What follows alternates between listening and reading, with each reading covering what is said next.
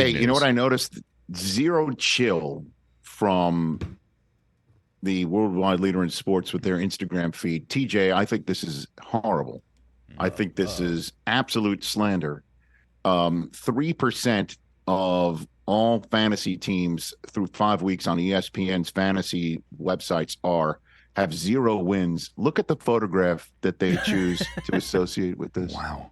I mean, the disrespect is real. Wow. I mean, what? Wouldn't you put up Bryce Young? Yeah, Bryce Young. That.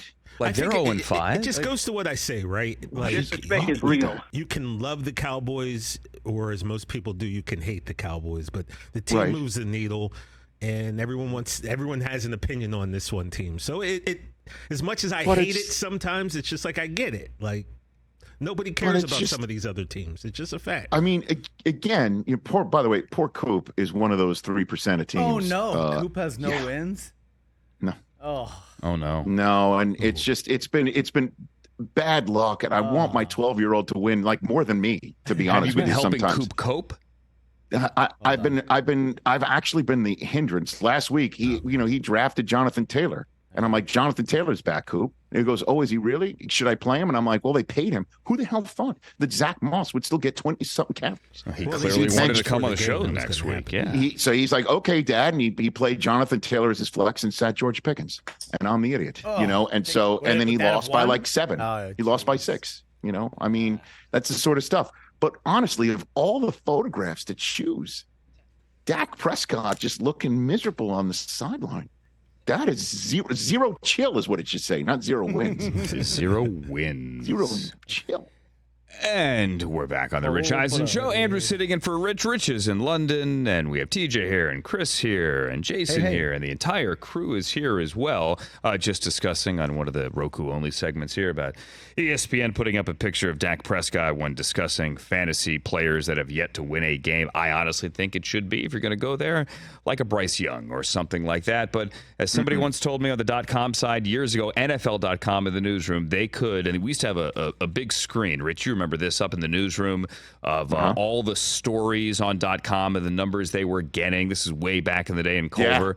And somebody once told me that they could put up a story about the Steelers mid-season swapping out punters. Their punter goes on IR, and they bring up a new punter. And that story on the front of NFL.com would get the most clicks that day, period. And it was the same for the Cowboys. The Cowboys and the Steelers, to your point, TJ, they simply move the needle, love them or hate them. They have a massive fan base, both domestically and internationally, and even the most basic story for either of those two teams moves the needle. And if it comes to using Dak Prescott to troll people or to troll Dak Prescott, you know what? Low-hanging fruit. They're going to do it. Well, I mean, look, we know all about the Steelers. Brockman, tell that story about Heinz Ward when we were just the little old Rich Eisen podcast coming up with an idea to credential football players to be our Oscar red carpet correspondent. 2012 Oscars. Chris, was this still the shower curtain days? This is the shower curtain days. This is very much way so. back. This is the first time. So just everyone hold on a second. Now that you said that, we've got to add content, okay? Yes, please. All right. Now that you said that. Okay, so Rich and I used to do the Rich Eisen Show podcast back at NFL Network. This is 2011, 2012, 2013, 2014. Yes, they came to us. We were doing a podcast audio. This show was born out of it. So there was a little tiny VO booth at the old NFL Network on Culver. Correct. And it was very small, and we had a curtain with the logo on it, and every time we would go in there to record, because it was green screen behind there, we would pull the curtain and clip it so it wouldn't move and stretch it so it looked all great. And we had these little tiny DV cameras. That's how we recorded. It was so ghetto.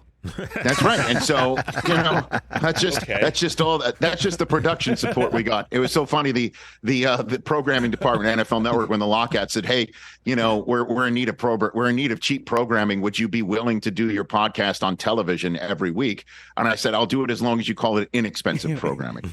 So anyway, in 2012, we're like, let's try to get credentialed for the Oscars red carpet. We'll just go there to interview. I'll do a piece. So I went.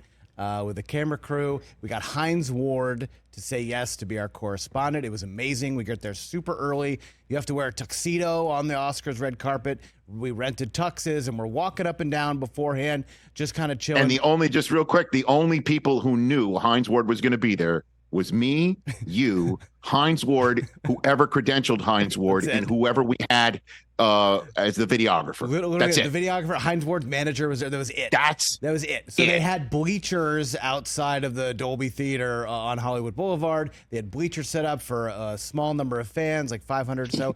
And at the top left corner, we hear, Hines!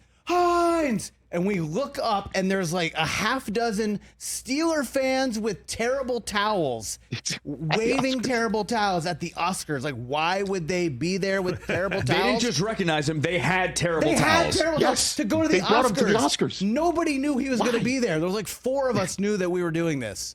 Why were they there? I don't know, because Steelers fans are everywhere. And it wasn't a setup. I know. Not a setup. Well, I mean, and let's go to the Oscars. You know what we should do? We can't go to the Oscars without bringing our terrible towels. It's totally nuts, but it is the story I tell all the time whenever the Steelers' famous fandom comes up. But one last thing on all of this, just to be straight up, thanks to doing this show every day and placing much of what we do every day online, not just with the Roku channel and the Roku channel collection, the Rich Eisen Show collection page, which is the video on demand service associated with our show. But we have a YouTube page that we're thrilled about, closing in on 650,000 subscribers in short order. And at any rate, you can see the search terms, and the number one searched football team on our page is the 49ers. Every single week. The faithful. It is that, man. It is that. So, put it all together. If we had a fantasy page and a fantasy league that we were running, we would not be putting a photograph of a 49er up to indicate a losing team. But neither just it just leapt out at me. I'm like looking at my Instagram feed, and I'm like, first things first, like 3% of all fantasy teams on the ESPN fantasy site are winless right now through 5 weeks. I thought to myself, oh man, poor Coop. And then I'm like, why is there a photo of Dak on there? Like, why is that the indication of 0 wins? He's got 3, Catch the Rich Eisen Show every single day on the Roku channel, 12 to 3 Eastern, for free.